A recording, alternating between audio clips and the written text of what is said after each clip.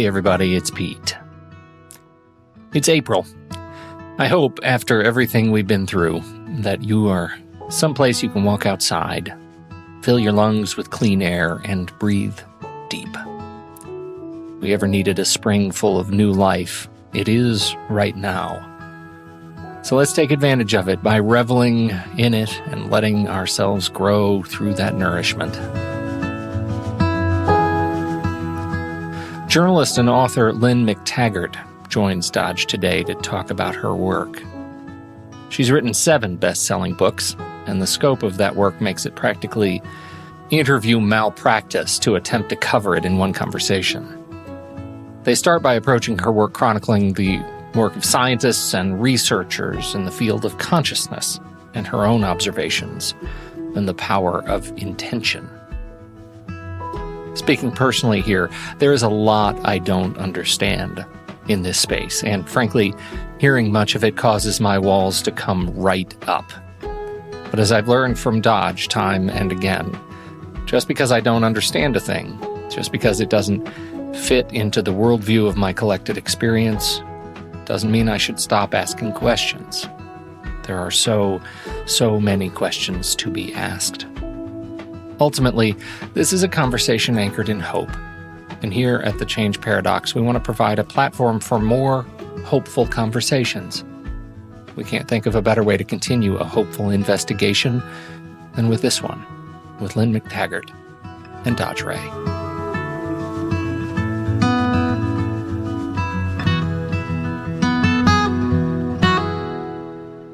Well, welcome, Lynne McTaggart. So glad to have you here. Thank you, Dodge. It's so great to be with you. At this point where we find you in your career, you're an international best-selling author, writing about science and spirituality. And I know you've got a whole extra world that you work in around health and stuff, but I thought maybe we'd focus primarily today on your latest book, The Power of 8, and really in this, the authoring part of your career, which is, in that place where spirituality and science touch. But before we even jump into that, tell me a little bit about what got you into this. Like, what started this wild ride that you thought, I got to write a book about that? The whole thing started in the mid-90s.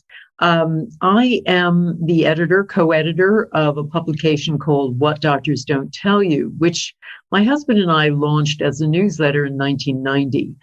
And the whole purpose of that newsletter, now an international magazine, is to look at what works and what doesn't work in conventional and alternative medicine, mainly holistic medicine.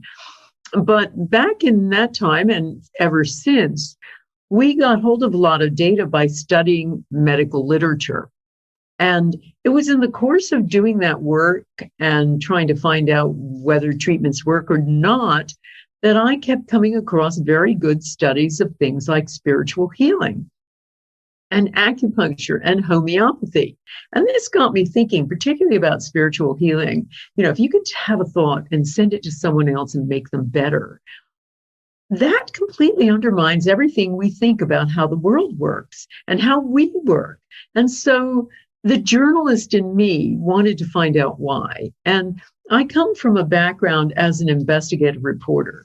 I started out my career in my 20s doing things like busting baby selling rings with, hidden microphones taped on me and things like that. I posed as an unwed mother and found this international baby selling ring.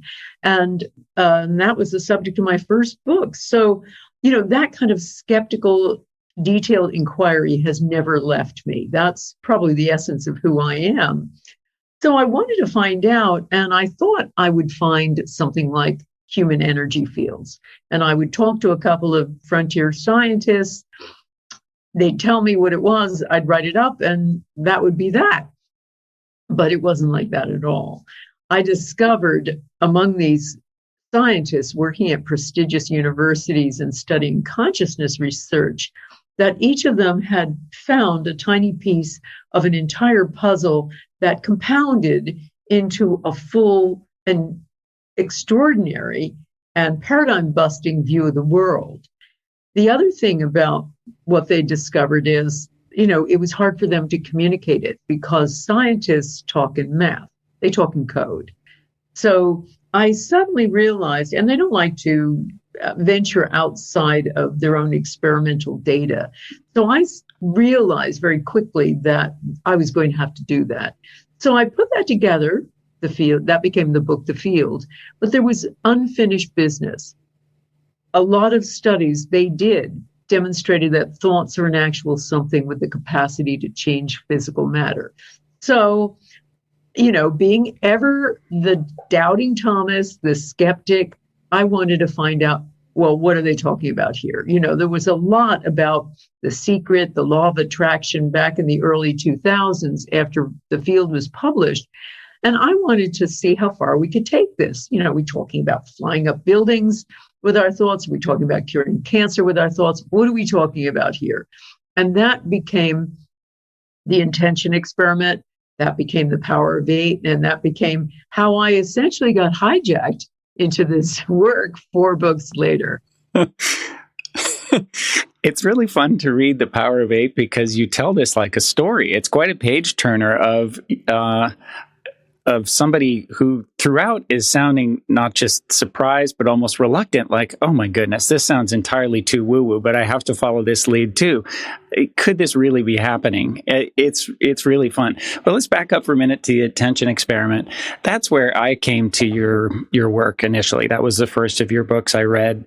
And it's a remarkable page turner in itself that shares lots of studies demonstrating this incredible idea you just mentioned, that thoughts are not a private phenomenon to oneself, that thoughts in a weird way are things. They have a strange effect on our environment. And you lay out chapter after chapter of evidence that our environment, in fact, is responding to our thinking.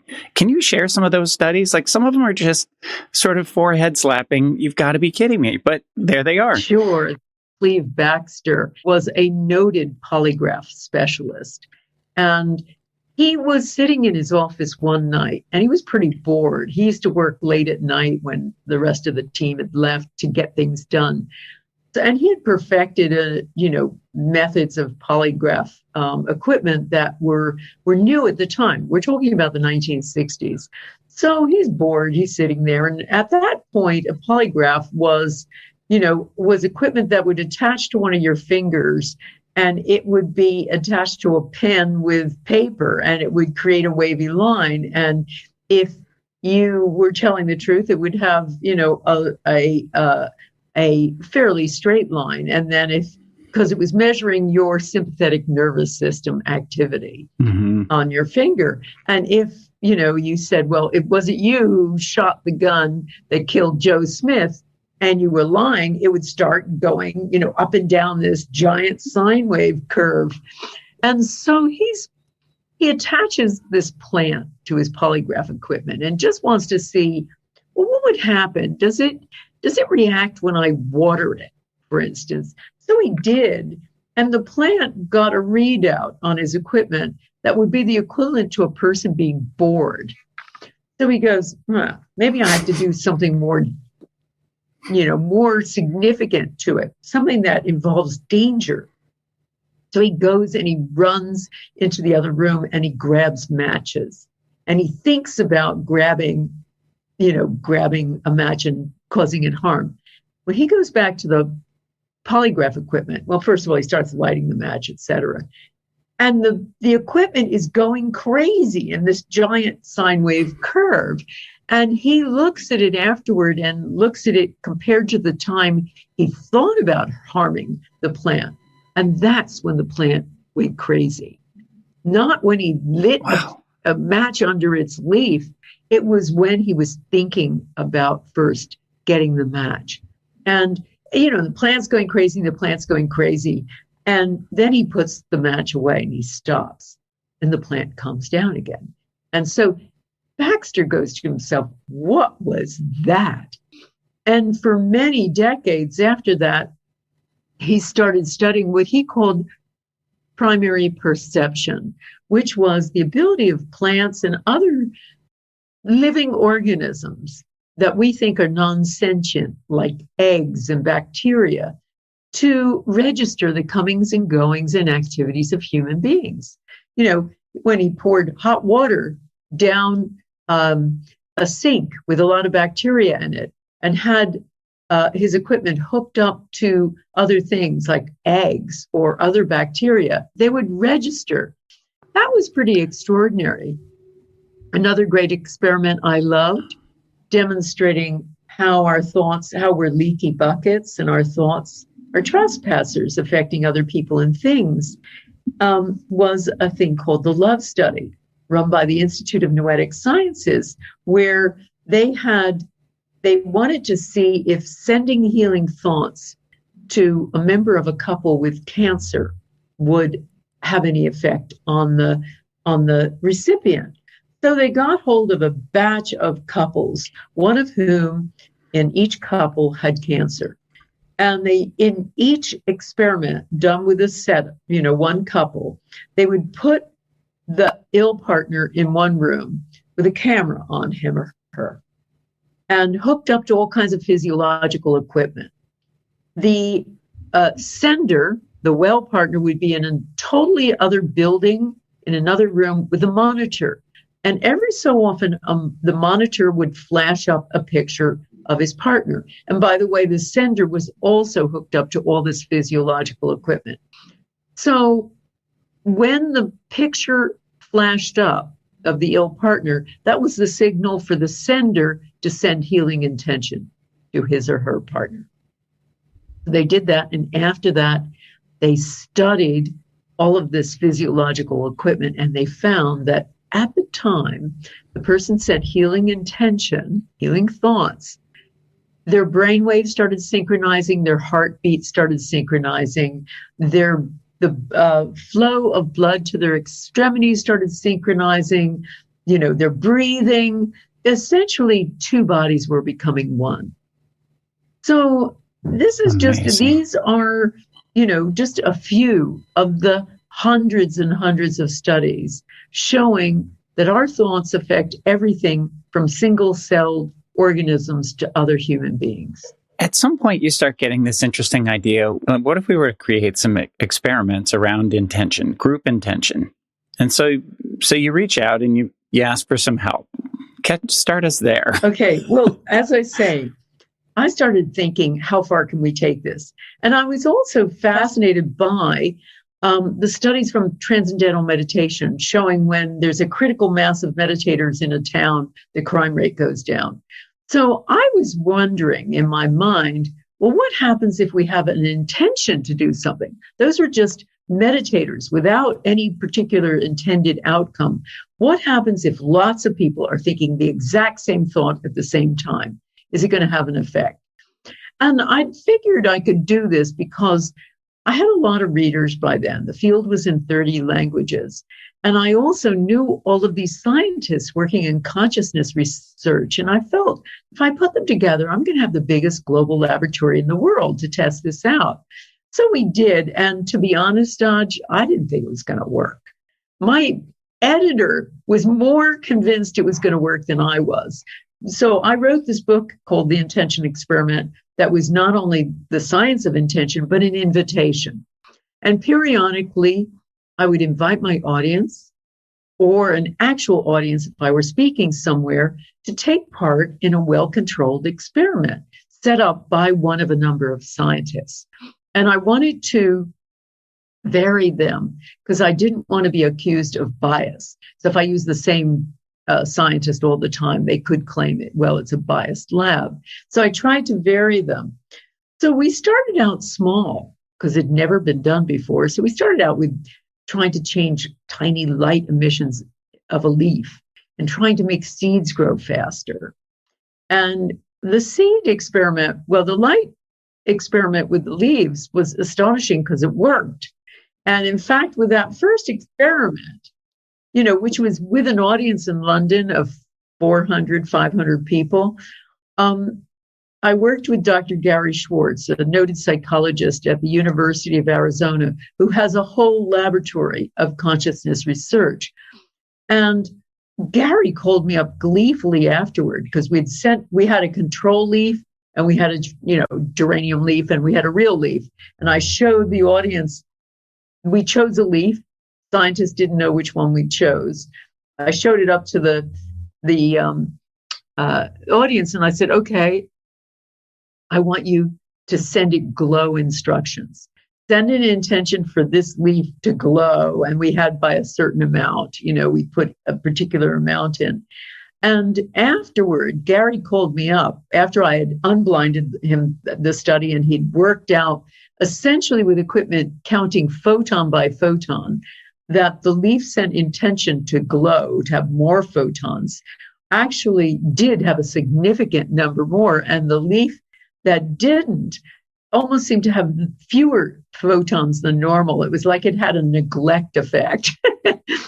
So, we started moving on. We did a seed experiment, and we ran that 6 times with 4 sets of seeds. And in each instance, we would randomly choose one of the sets of seeds to send intention to. The scientists would send us photos. We'd choose it. The first time I ran this, I was in Sydney, Australia, with an audience of 700. And I let them choose the one we were going to send it to. They were just photos, A, B, C, D. Scientists didn't know which ones we chose. We sent intention. We told the scientists we were done, didn't tell them which seeds. They planted all 4 sets of seeds and measured them 5 days later. And lo and behold, then we unblinded the study, and lo and behold, the seed sent intention grew significantly higher than controls. Now, think about it for a second. Here we are in Sydney, Australia. The seeds themselves are sitting in a lab in Tucson, Arizona, which is 8,000 miles away. And we weren't sending intention to the seeds themselves. We were sending intention to a symbol of the seeds, a photographic representation of the seeds. And yet we were having an effect. So this was mind-boggling to me, because suddenly I realized there is some sort of psychic internet that we are creating, that we have this extraordinary non-local effect by focusing thought.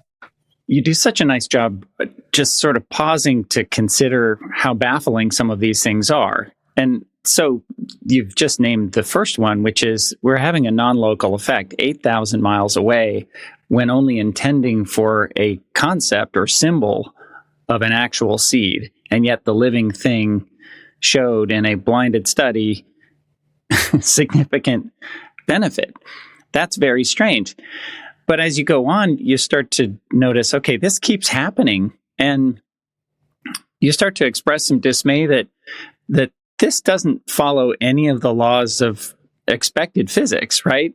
That this is sort of violating all of the, the general rule of thumb being that quantum particles, they do seem to behave differently from everything in the visible known universe. And in the visible universe, it still pretty much follows all Newtonian physics. Pick us up right there. I mean, just naming that, we're already in violation of a whole lot of what we'd expect that way. What was amazing to me, I had already looked at studies showing that while scientists continue to maintain there are 2 kinds of science, the science of the small, the quantum particle, and the science of the big, everyday sticks and stones world. But there is more and more evidence that quantum effects occur in the world at large. For instance, the very heart of photosynthesis is a quantum effect. And these are, and photosynthesis is the thing that keeps all of us alive. It creates oxygen for the world. We see in studies looking at quantum effects, the famous double slit experiment, for instance, where they see that quantum particles go through 2 slits at once, that they're not an actual something unless observed. They have found the same effects with some of the largest molecules in the world, including things like fullerene molecules, which are called buckyballs because they're shaped like a Buckminster Fuller geodesic dome.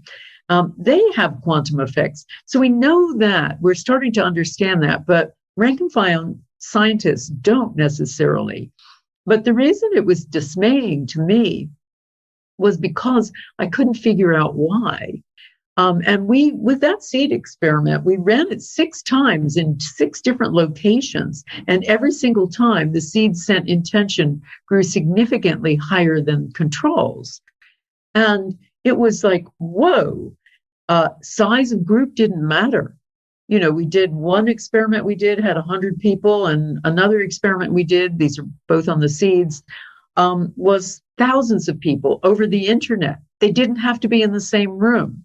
I was trying to figure out and quantify, well, what is going on here? And that was, what kept driving me on. I was also afraid of this because we kept seeing effects. When we got a little tired of seeds and leaves, we moved on to water with different labs. And I worked with the late Rustum Roy, one of the world's experts on water at Penn State University. And they did an experiment, and we found, while we had to qualify it, that there were serious effects.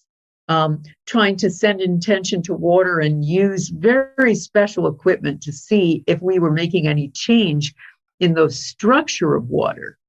And by that, they meant water molecules coalesce together in different designs, much like pieces of Lego. And with certain structure of water, the theory is that holy water, like the water at Lourdes, has a different structure than ordinary tap water. And so we were wanting to see whether we could make it more structured. And we had an effect, So these kinds of things kept happening. And as I say, it was kind of blowing my mind because it was starting to say, wow, things aren't solid and stable. That's for sure. They can be affected over any distance by people just holding on to a single thought. And these were people, most of the people in my experiments weren't even in the same room together. Most of my experiments have been done over the internet, where we've shown an image, we've shown an intention, and we've controlled when and how that intention is sent by just controlling pages of my website. But people are scattered around the globe, and still we're having this effect. And most of those experiments don't involve highly experienced intenders. They're just people who are volunteering to help or happen to have come to the workshop that day, if I understand right. And you're not intending for 12 hours at a time. It's something like more like 10 minutes most of the time, isn't it? It's 10 minutes all the time. That's all we ever do. And the only reason we did that was because when we started, we did our first intention. Dr. Gary Schwartz and I were sitting there going, well, how long should we hold this thing? And we said, well, there's probably going to be some people in our audience. That first one was in an audience in London. There'll be people in the audience who have never meditated before. So they probably won't be able to hold a thought for more than 10 minutes. Let's do 10 minutes. That was how it was decided, but it was working. So, like, I'm not a scientist, but like a scientist and the scientists I worked with, I realized if you built something that's successful, build on that. And so that's how the intention experiments ran. It was, we start small, and then we move on to something a little more complex, but we keep the same technique. We keep the same structure of the experiment. We even kept the same music, Dodge. The first time, I thought to myself, just before I started the experiment, this could be hard for people to just sit in silence for 10 minutes. Maybe we ought to have some music. So I asked my husband, could you go down to this was a conference we were running. I said, could you go down to the bookstore and just ask our bookstore guy, what music does he think is good meditative music? And so our bookstore guy, Mel, hands this CD to Brian. He says, here, this is Reiki Chants by Jonathan Goldman. It's really good. Try the first one. So we play the first track, and it's called Choku Rei. And only afterward do I find that it has this really interesting synchronicity. In my book, The Intention Experiment, I called the whole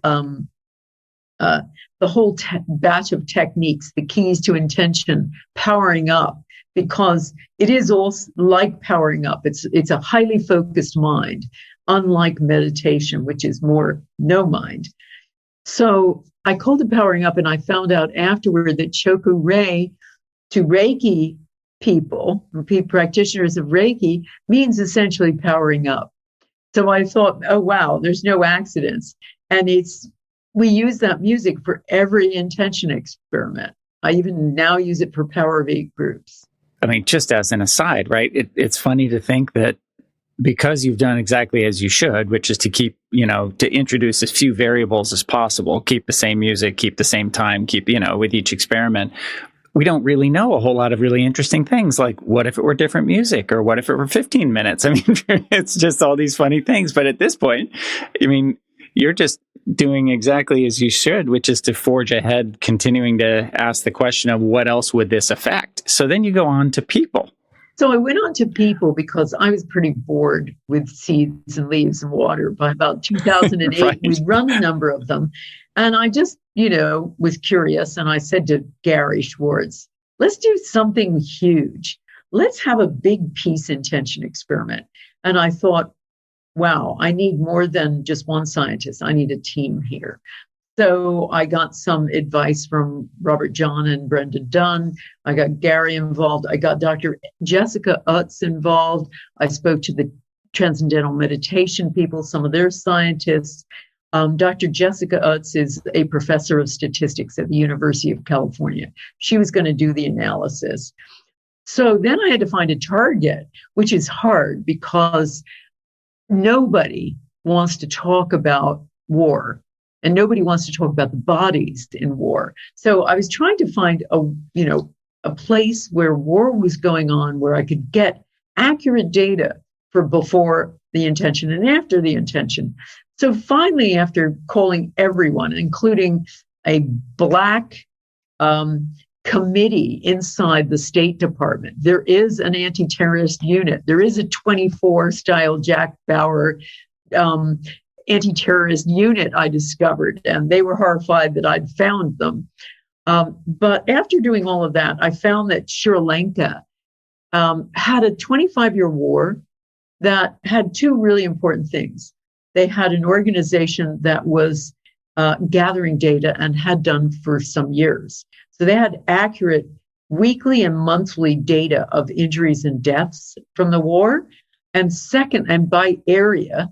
And secondly, Sri Lanka was a place that most Westerners weren't thinking about at all, if they were thinking about them in any way at all. So that was also good because I wanted a place nobody was thinking about. I didn't want people praying for an area in a sense, at least the people who I was enlisting, so we could see if we had an effect. Yeah. And it was an extraordinary experience because we did it for 8 days under the scientists said, don't just do it once. And from the TM people I saw, they were meditating for a minimum of 8 days. That's why we did that. And violence during that week scared me to death because it quadrupled during the week we did the 8 days. Wow. So I was pretty frightened about this, thinking, oh my God, did we do this? But then it plummeted to well below what it had been before. And more importantly, that week of our intention, the government, which had been essentially involved in this, intractable war for a quarter of a century, not winning, not losing. The rebels had captured the whole north of the country and had blockaded it. Well, the government during that week of our intention won a number of decisive battles that turned around the whole course of the war. Within a few months, they were able to take over and recapture the north. And a few months after that, that 25-year war was over. Now, it ended in a bloody finish, but it ended, and Sri Lanka is a totally peaceful country now. So did we do this? Short answer, who knows? But it was certainly compelling. But interesting, but not the real interesting part of the story. And you've done this many times. I mean, just focusing for a moment on the effects of the intention on the intended subject, you've done this just circling, a block in the middle of the most violent city in America. Or, I mean, you've done this many different ways, looking at, can we bring about peace or reduced violence? And can you say some more about other successes you've had like that? Sure. We've run peace intention experiments 6 times. Some very well controlled, some just looking at if we had any kind of effect. And we did a peace intention experiment, actually 2 for Washington, D.C. Found the crime rate plummeted right afterward, where property crime did not continue to go up. And we focused on the most violent area of Washington, D.C. We focused on a neighborhood in St. Louis, Missouri, which is officially the most violent place in America. And we looked at all the neighborhoods. We had really good data there because the police in American cities like Washington keep very, very good data before, for years, monthly violence statistics, violent crime, property crime. So we looked at this area, Fairground, and surrounding areas of St. Louis. And we found that for surrounding areas, St. Louis as a whole, property and violent crime went up. In Fairground, only property crime went up. Violent crime, the focus of our intention, plummeted by 43% right after our intention and carried on.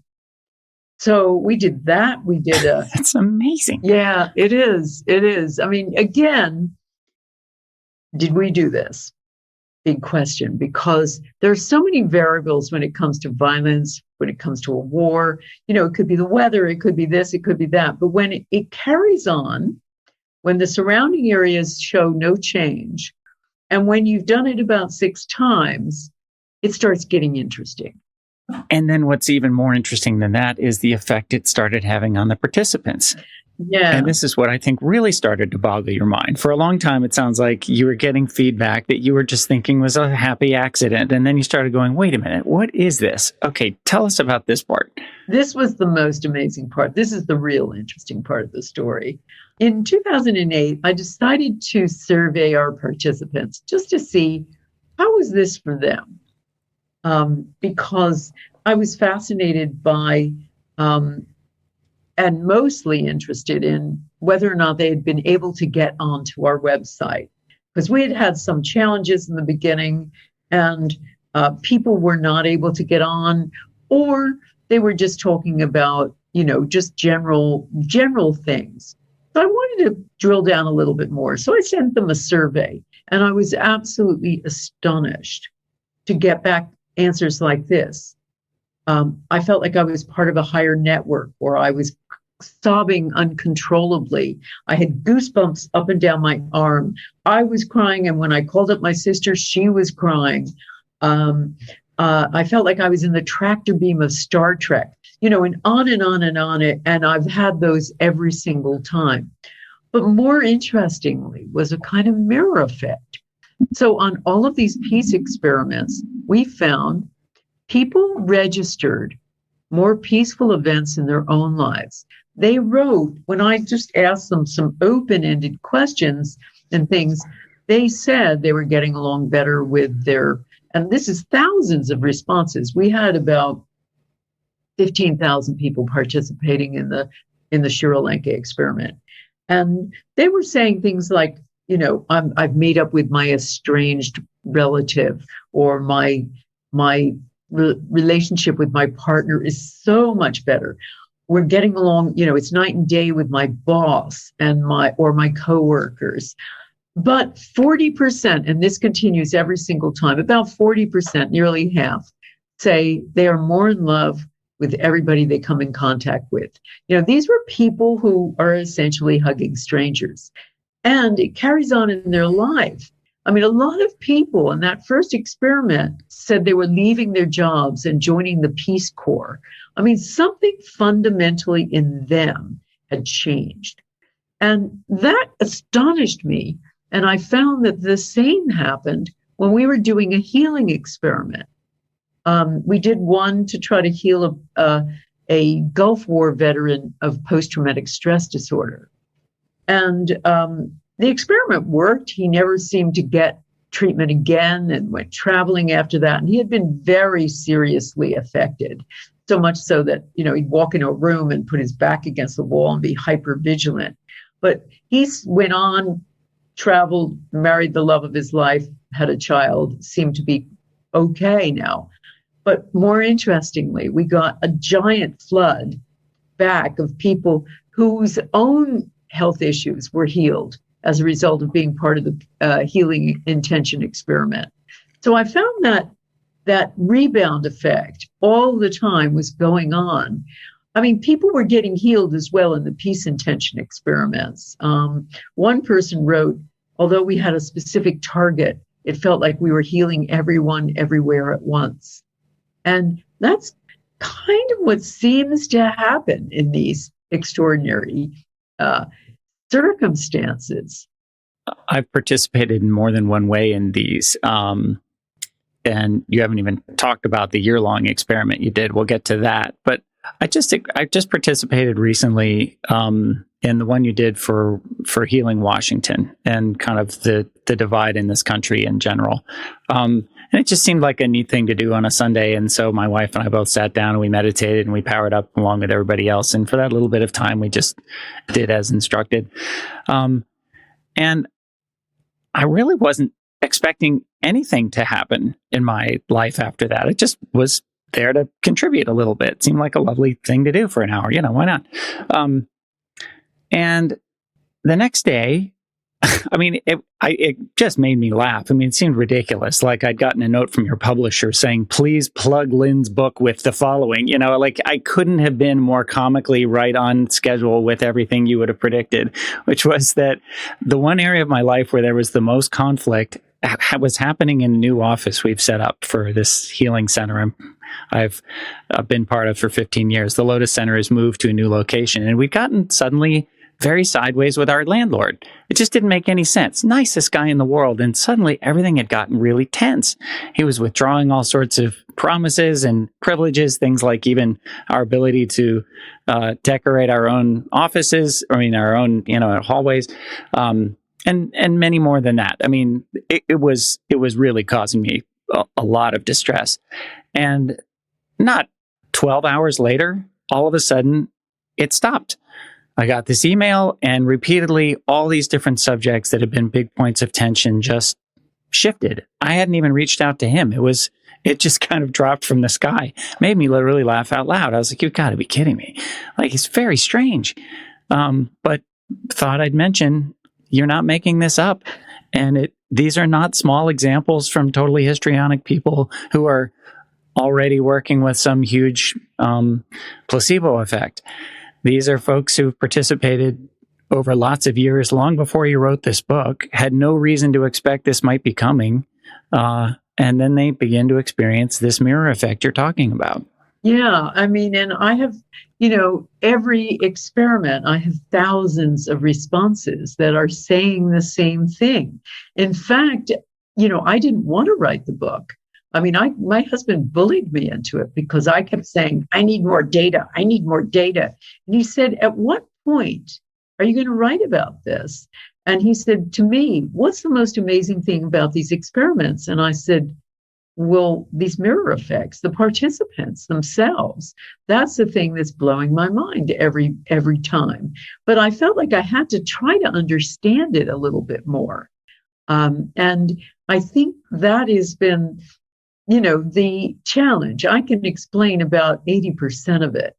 And then there's about 20% that is, into the realm of miracle. It just is in that funny realm of like, we want to call it magic because science doesn't know what to do with it yet. And that's what we've been calling magic for centuries. You do name some effects where this mirrors other science. I mean, there's some good studies around altruism over decades in people's lives having a real difference in their health. You talk some about the vagus nerve. And can you pick us up there a little bit? What's going on with the vagus nerve? Well, that I started looking up when I did some experiments. In 2011, I decided to do a peace intention experiment with a twist. I was pretty sick of, that was going to be the 10th anniversary of 9/11. And I was pretty sick of just watching those buildings come tumbling down that we watch on every anniversary. And I thought maybe we could offer up some alternative. And so I partnered with an organization that was doing a thing called Won the Event, and they wanted to do something else for 9/11 too. So I set up this experiment, but I speak, around the world, and one place I speak is the Middle East, and I am always the guest of a person who is like the Deepak Chopra of the Middle East, Dr. Salah al-Rashid, and he has a huge following. So I asked him to ask his followers, who are all from all of the Arab countries, and I would ask all our Westerners, particularly Americans, to come together, and we would just do this kind of healing intention, and we would focus on the two southern districts, provinces of Afghanistan, which are the headquarters of the Taliban and the most violent part of Afghanistan at the time it was. So we did this intention together to lower violence there. Again, it was a difficult thing trying to get wrest information out of America. America doesn't like to give information about, anything, any wars it's involved with. But I finally got hold of a NATO general who was running the whole combined forces there and got some data. And sure enough, we had the stats showed that after our intention, there was an extraordinary drop in violence in just those two provinces, more than anywhere else. Did we do this? Who knows? But more interesting was what happened between the Arabs and Americans. So I had all of the usual things of people feeling incredible things, but I put my survey we translated it into Arabic as well as English. So we had both sides, and I also had instant messenger. I was doing broadcasts about it. We had both sides on instant messenger and my Facebook pages. And we noticed in those areas, the Americans and the Arabs were starting to write to each other. They were starting to say things like, "You're my brother from the other side. Your God is my God. I love you. This is healing for me, being an American, talking to Arabs." I mean, they were befriending each other and they were forgiving each other. So I started to try to figure out why. And it led me to work by Dacher Keltner, who is a psychologist at the University of California at Berkeley. And he did a fantastic study, taking two groups of students and showing one pictures of the world's victims, starving children, things like that. The other group were shown pictures of, designed to elicit pride, like pictures of other students at Berkeley, the Berkeley campus, Berkeley's football team beating its rivals, Stanford University. And afterward, he showed them other photos of disparate groups of people. Group one, who had seen the world's victims, identified with people not like them.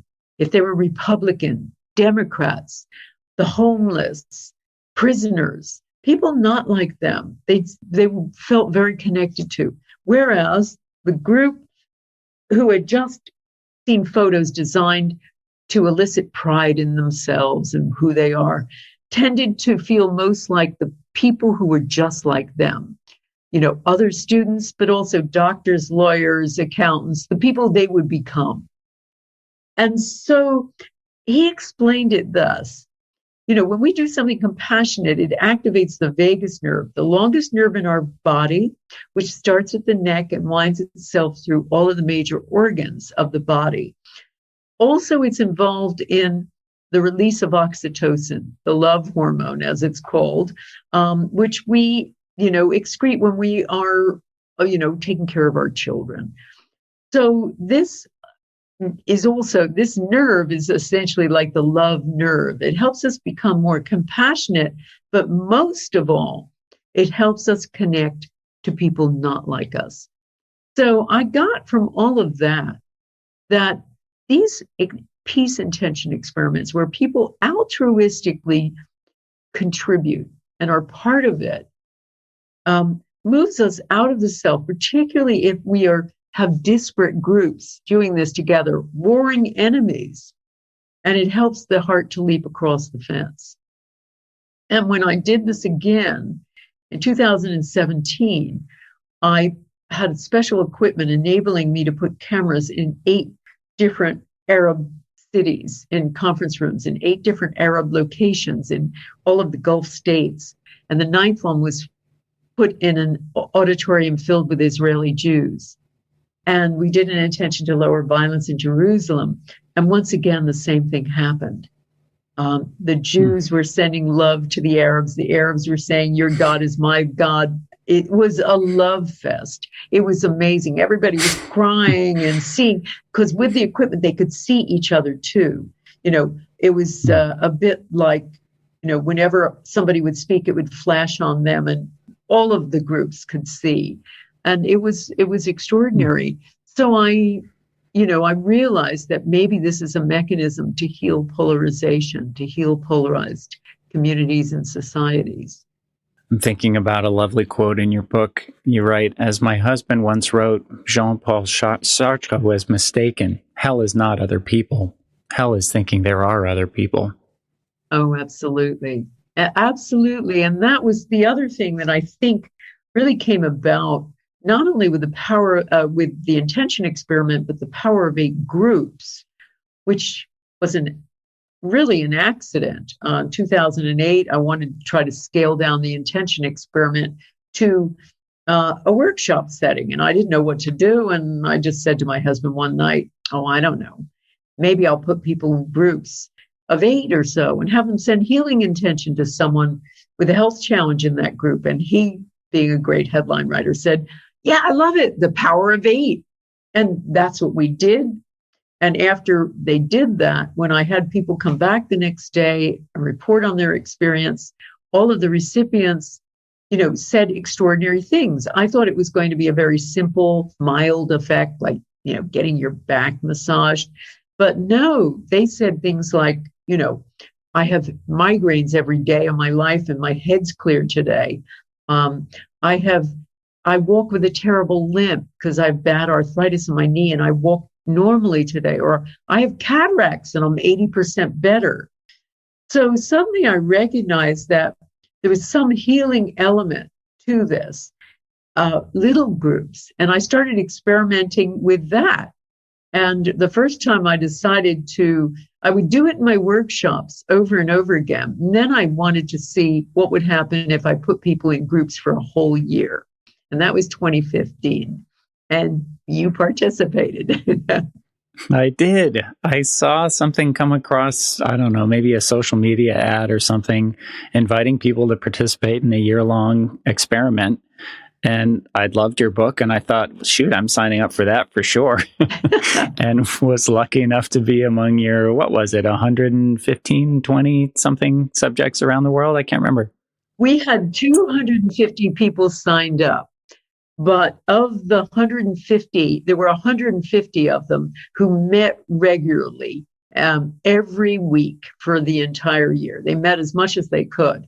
Some of the others stopped meeting regularly. But of the ones who were very diligent about meeting, pretty much 100% of them had extraordinary, amazing transformations, whether it was in their health, their career, their relationships, their finances, even their life's purpose.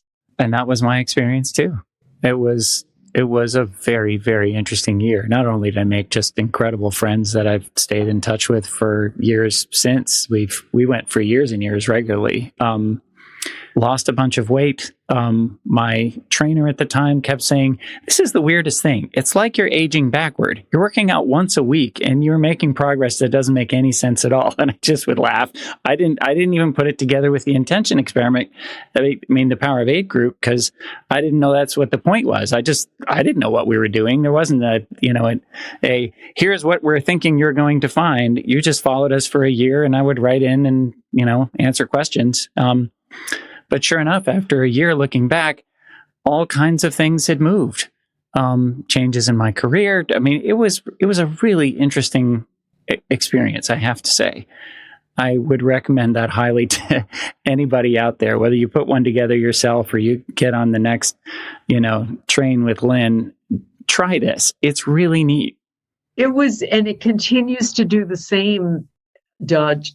I mean, it's amazing watching people, because I still monitor people. And, we have the masterclass that just finished in January. I have a new one that's just started. We kick off in the beginning of every February, and it runs for a whole year. And now it's very systematized.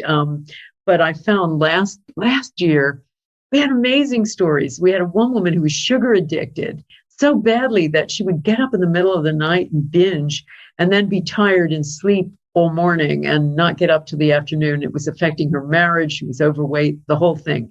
She's off sugar. She's lost weight. She's meditating. She's doing exercise. Her relationship with her husband is fabulous. She says, "This is probably the best time of my life." We had a woman who wanted to open her heart, and suddenly she gets a call from a boyfriend from 33 years ago, and they're now madly in love again. It's so cute. We had, people finding their dream house. We had people finding, suddenly getting the money they needed. Health, loads of health things. Somebody overcame chronic fatigue. Somebody else got off of antidepressants. The list goes on and on. Cancer, a couple of cancers resolved. It is amazing to me. So I keep saying, yes, altruism, big piece, because 7/8 of the time, essentially, you're intending for someone else. It's not you. It's you're giving, not receiving. It's a group effect. The collective effervescence, as the psychologist Emile Durkheim called it, groups. It's intention, of course. But then there's an X factor. I think a lot of it has to do with oneness. We've done a lot of brainwave studies on Power of Eight groups now, working with neuroscientists, and we find that very quickly, the parts of the brain that help us feel separate, that help us navigate through space, like the parietal lobes, which sit at the top of the back of the head, they are turned way down. The parts of the brain in the right frontal lobes involved in doubt, negativity, worry, they're dialed way down, as are other portions.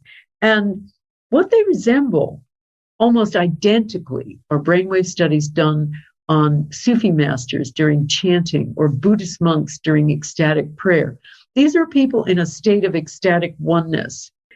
And here's the piece I can't understand. I hear that all the time. People feel like they're in a mystical altered state. They describe all of the elements of a mystical altered state described by people like the late Abraham Maslow, who was fascinated by peak experiences, or the late astronaut Edgar Mitchell talked about his epiphany coming back from the moon.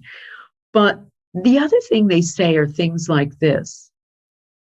There was a physical Power of Eight group, and one woman who had such bad knee. She was due to have surgery. And after one Power of Eight group, she was able to do a deep squat. I saw her. She was in my audience. Was able to cancel her surgery. I mean, her knee she couldn't even stand on that knee. But she said during this Power of Eight group, her friends were their group was in a circle holding hands, but she felt warm mitts surrounding her knee. Other people have said they've seen light beings behind each chair, like they were the magnifiers. And they constantly talk about something otherworldly. So I don't know where to go with that one. The journalist, the skeptic in me says, I don't know, is this an altered state, or is that the state that we finally just access, the real state? It's a really interesting question. I mean, you do a nice job just touching on some of the science that shows rather incredibly that the brain of somebody who's doing this for 10 minutes is activated and, interestingly, deactivated or downregulated in all the same areas that an advanced Buddhist monk would be when they reach that ecstatic state of oneness. The brain goes there, only without the decades and decades of experience leading somebody to be prepared for that. It's really interesting. Mm-hmm.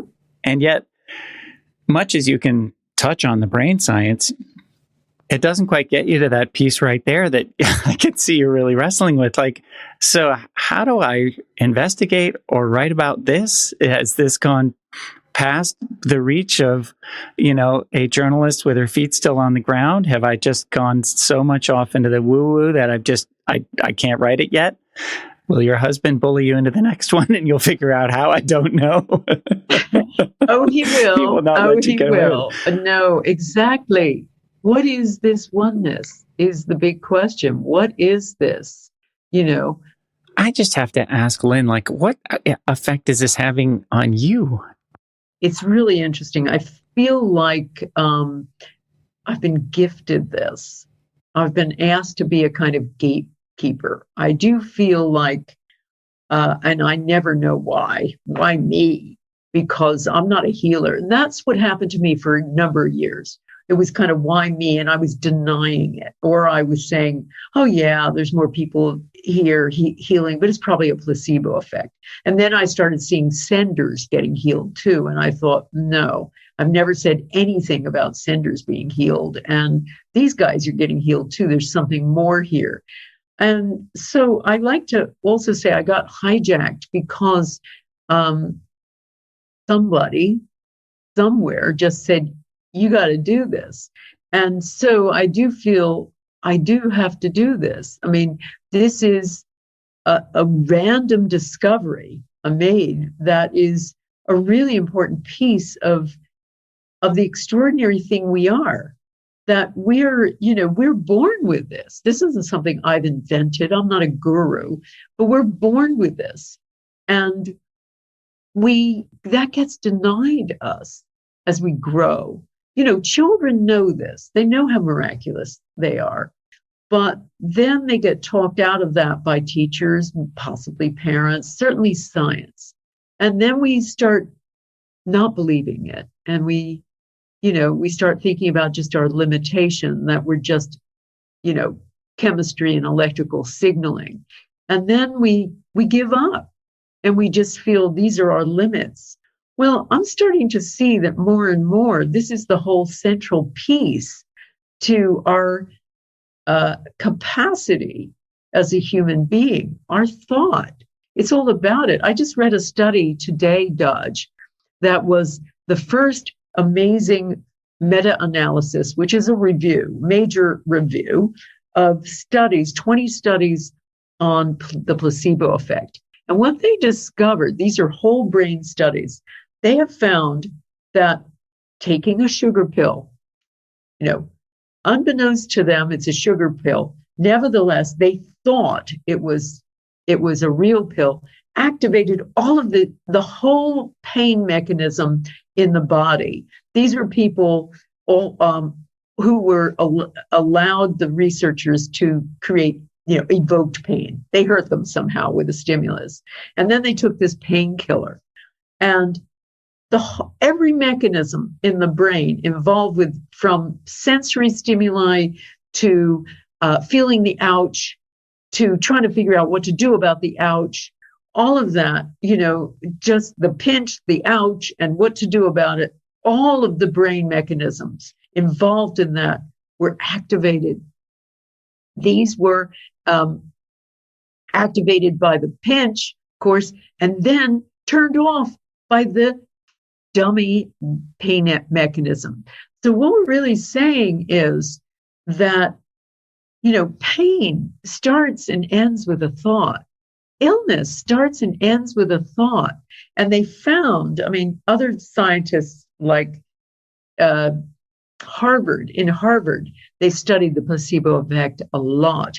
And they found that the real key element as to whether or not a placebo will work or not is the doctor.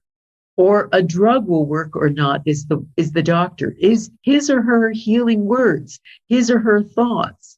I now give a course called Become a Better Healer with the Power of 8, because it's just for practitioners, because their languaging is oftentimes going to determine whether or not their patients get well, not even their languaging, their thoughts.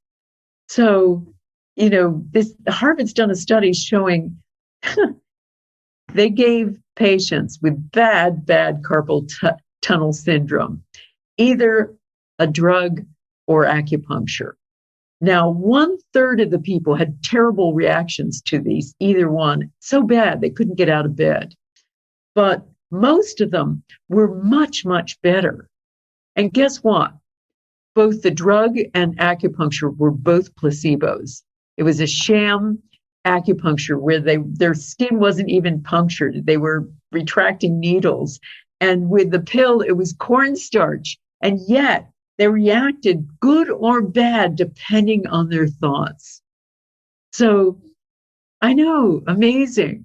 So I recognize that, this is a power that belongs to all of us. And my job is just to make sure it doesn't get in the wrong hands. I'm the gatekeeper, I guess. Do you participate in a group of some kind yourself? Like, do you get to do this? I have 2 groups, and I'll tell you how good they were and how good the placebo effect was. I was born with hip dysplasia on both sides. It runs in my family, and I managed to dodge that bullet for many, many years with yoga and a variety of things until about 4 years ago.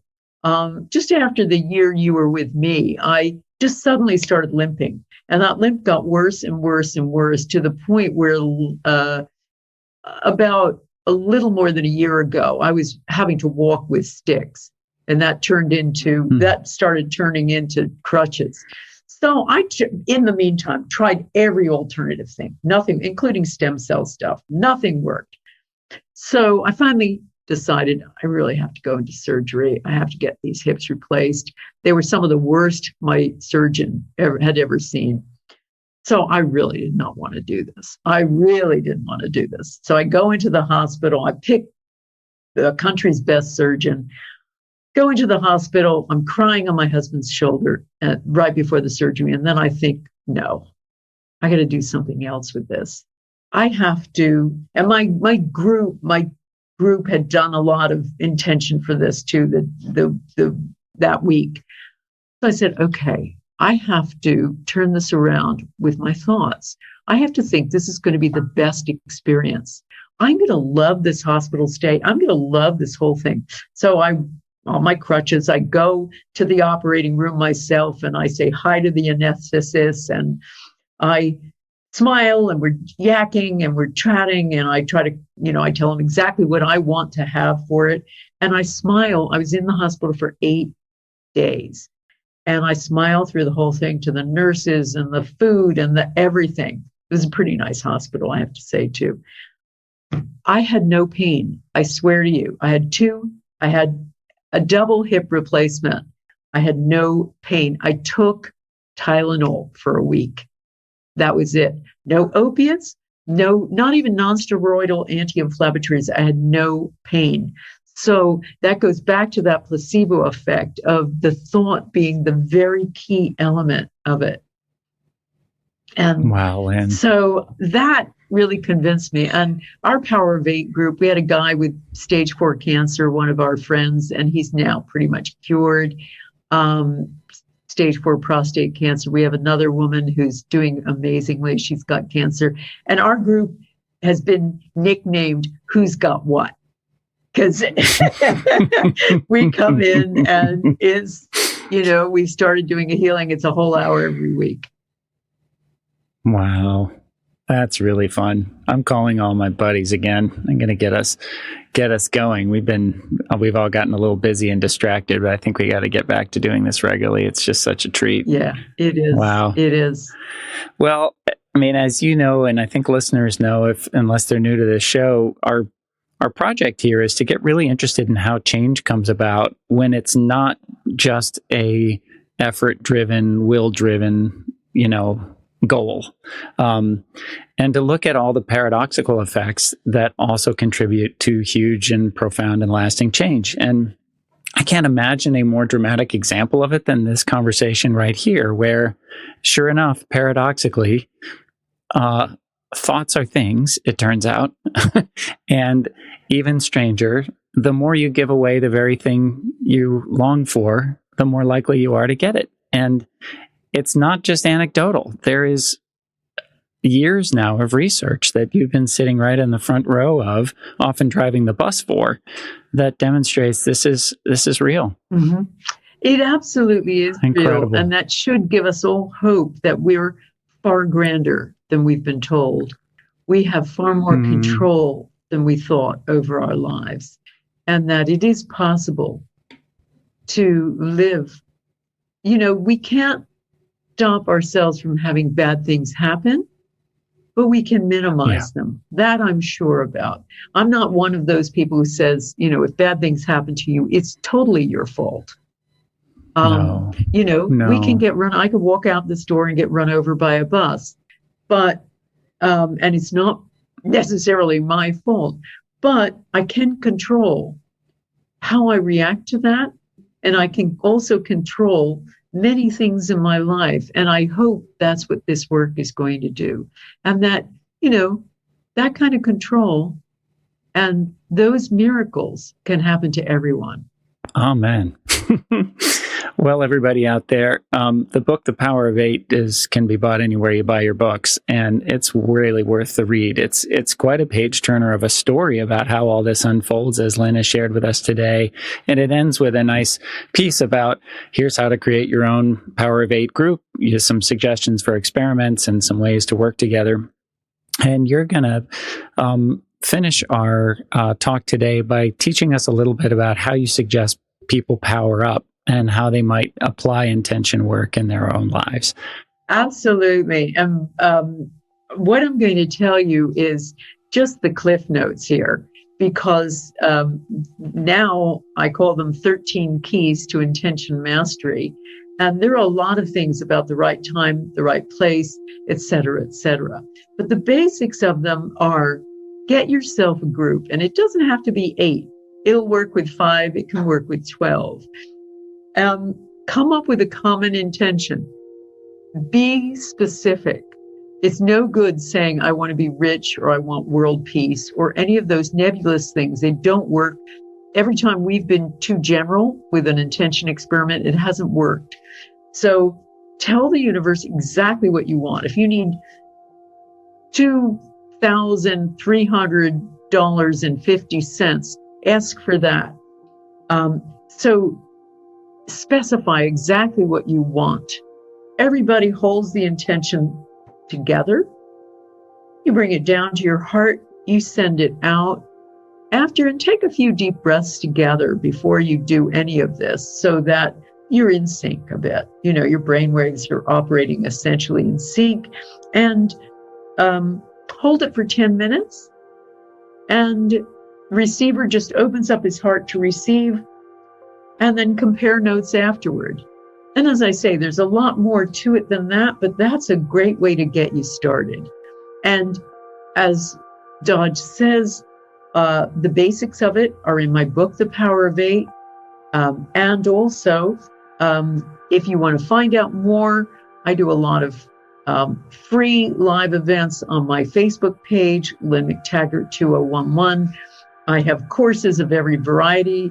I'm doing more on the new science. I do a year-long master class, of which Dodge was one of the first people. And I do basic courses, Intention Essentials, and advanced courses about intention backward and forward in time, and healing the past, and designing the future, and much, much more. So check me out on lynnmctaggart.com. Please do, everybody. Thank you, Lynne. This was really such a joy. It was really fun for me, too. Take care and say hi to your group for me.